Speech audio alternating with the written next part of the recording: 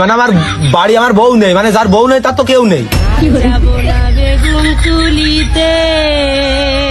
যার বউ নেই তার বলে কেউ নেই।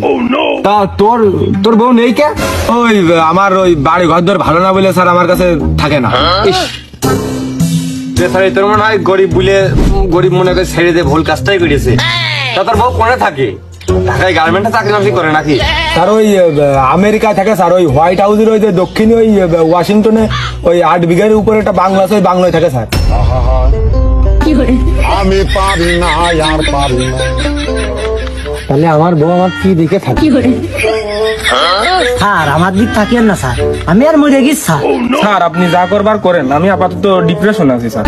ও বলছে কি রে, তোর কি বাইরে মাঠে 8 শতক জমি আছে, 8 কাটা আছে, আমার তো 8 শতকও নেই।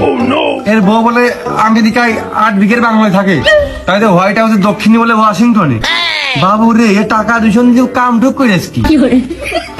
কোন দিন স্যার আমার হচ্ছে বউ তো শোকের বউ, প্রেম করে বিয়ে করে, আর সে তার জন্মদিনে ছোটখাটো মাত্র একটা গিফট চেয়েছে 8 বিঘের উপর, আমি তো একটা বাংলো তার বানিয়ে দিচ্ছি। আর ওই ক্যালিফোর্নিয়ায় সে হচ্ছে একটা বাড়ি চাইলো, আমি তো বাড়ি তো আগের তো বানাই দিচ্ছি, এখন সে ওই বাড়ি না থেকে যদি বাংলাতে থাকে তাহলে আমি কি করবো কান?